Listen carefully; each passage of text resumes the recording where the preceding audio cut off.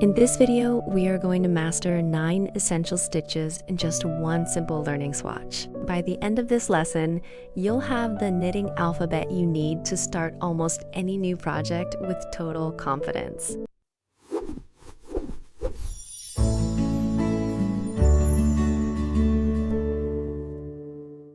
Hi everyone, welcome to Relax Knitting. I'm here to help you move past the confused beginner stage and into the joy of cozy creativity. Today's project is special. It's a reference guide you'll keep in your project bag forever. Before we pick up our needles, make sure to click the link in the description to download the free 3-page pattern for this swatch. It includes all the stitch abbreviations and rows we're about to cover. We are starting with 25 stitches. I'm using the long tail cast-on, but you can use any method you prefer. Before we start our first row, here is the most important rule for this project. To get those clean professional edges, we will slip the first stitch of every row and purl the very last stitch. This creates a beautiful chain link edge. Stockinette stitch and reverse stockinette stitch. We are starting with the most iconic texture in knitting. Stockinette stitch, which is the classic sweater stitch. Row 1. Knit all stitches. Hold your yarn in the left hand, positioned behind the needle. Insert the right needle into the stitch from left to right. Use the tip of the right needle to pick the yarn from your left finger and pull it through to the front. When you first start picking up stitches, the cast-on edge can feel a bit tight. To fix this, I recommend casting on using 2 needles held together. As shown in my previous video on the long tail cast-on, this creates uniform, slightly larger stitches that make your first row much easier to knit. Row 2, wrong side. Purl all stitches. Move the yarn to the front of your needle. Insert the right needle from right to left into the stitch. Hook the yarn with the needle tip and push it through the loop toward the back. Result: you will see smooth V shapes on the front and horizontal bumps on the back. For every row in this swatch, slip the first stitch and purl the last stitch to create a clean professional edge. Garter stitch. Now we are moving on to section 2. The garter stitch. This creates a thick, stretchy, and ridged fabric. For this version, we are going to purl every stitch to create those ridges. Starting on the right side, we will purl every stitch across the row. When you finish these 6 rows, you will have completed the garter section of your knitting alphabet. After every new stitch section, we will work the pattern separator rows to clearly define each new texture. This is a short burst of stockinette stitch that acts like a frame for your work. Seed stitch. The seed stitch creates a beautiful, pebbled texture that looks like scattered grain. To begin this pattern, you will alternate your stitches. Knit one stitch and purl the next one. Continue this sequence until the very end of the row. After that, you are knitting the purls and purling the knits to create those distinct bumps. This is perfect for practicing your yarn transitions. After you pick your knit stitch with the yarn in back, use your left index finger to move the yarn forward between the needle tips to the front to hook your purl stitch. Double seed stitch. Now we move to double seed stitch.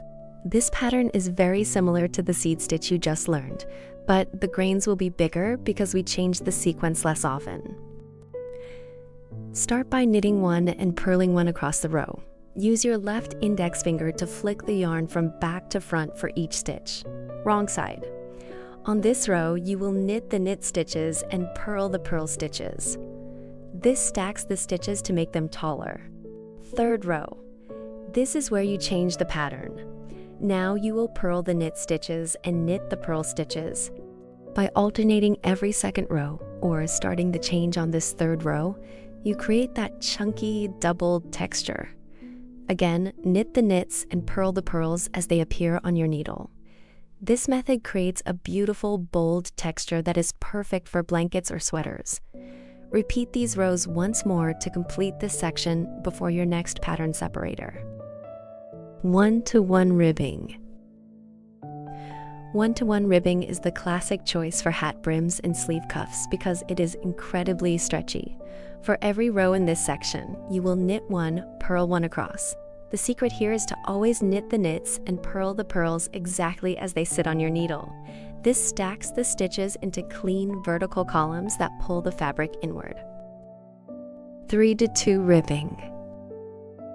For a wider ribbing that creates more visual interest, we are moving on to the 3-2 ribbing. This creates broader columns of knit stitches that look like sturdy bridges across your fabric. You will alternate by knitting 3 stitches, and then purling 2. Continue this pattern until only 4 stitches remain. Then knit 4 to finish the row. After that, you are knitting the purls and purling the knits. Twisted ribbing. Now we are working on 1-to-1 twisted ribbing. This technique creates a much tighter and more defined V than standard ribbing, giving your project a professional, crisp finish. First row. Knit twisted 1. The fastest way to get that perfect definition is to take the knit stitch off the needle, twist it manually, and then knit it while it is already twisted. Purl 1. Continue this pattern, twisting and knitting, and then purling 1 next, until you reach the end of the row. Wrong side, next row. You will purl 1, just like before. Take the purl stitch off the needle and twist it before completing the stitch. Knit 1. Practice makes perfect. This pattern requires a bit more practice before it will come naturally, so take your time with the movements. The result. By manually twisting the stitch at the base, you ensure the columns of V's stand out with extra clarity. Simple lace. Finally, we reach simple lace, which uses decorative holes called eyelets. Since the knit and purl stitches are the foundation of almost all knitting, learning the yarn over in this simple lace section is your stepping stone into the world of lace knitting. By combining all 3, you can create amazing, intricate patterns. You will start with a knit 1, then a yarn over, followed by a knit 2 together. To create the decorative hole, simply bring your yarn over the top of your right needle to create a brand new loop. To keep your stitch count correct, insert your needle into 2 stitches at once and pick the yarn as if they were a single knit stitch. On the next row, you will purl all stitches. This anchors the yarn overs and opens up the lace holes in the fabric. For the next 2 rows, you will knit all stitches on the right side and purl all stitches on the wrong side. Now you can clearly see the holes in the fabric. To complete this section, follow the instructions in your PDF file to shift the holes to the left, creating a beautiful diagonal pattern. Once you finish these final rows, you are ready to bind off loosely and admire your completed knitting alphabet. Final chapter, binding off, blocking, and your next projects. Once you finish these final rows of lace, you have completed the knitting alphabet. Now you are ready to bind off to secure your stitches and take the swatch off the needles. For this project, we will use the decrease bind off, which creates a tidy, flexible edge. Start by knitting 2 stitches together through the back loops. You will now have 1 stitch remaining on your right needle. Slip that single stitch from the right needle back onto the left needle dot again. Knit the next 2 stitches together through the back loops. Continue this process, slipping the stitch back and knitting 2 together until you reach the very end of the row and only 1 loop remains. Cut your yarn, pull the tail through the final loop to secure it. Now that you have finished your decrease bind off, there is one last essential step. Don't forget to block it. Blocking is the magic that transforms a homemade piece into a professional one. Why block? Because this swatch contains 9 different textures, from stretchy ribbing to airy lace. The stitches might look a bit uneven or scrunchy right off the needles. The process. Soak your swatch in lukewarm water with a little bit of wool wash. Gently squeeze out the excess water in a towel and lay it flat. Shaping. Use pins to pull the edges straight so the swatch matches the rectangular shape shown in your PDF guide. The result.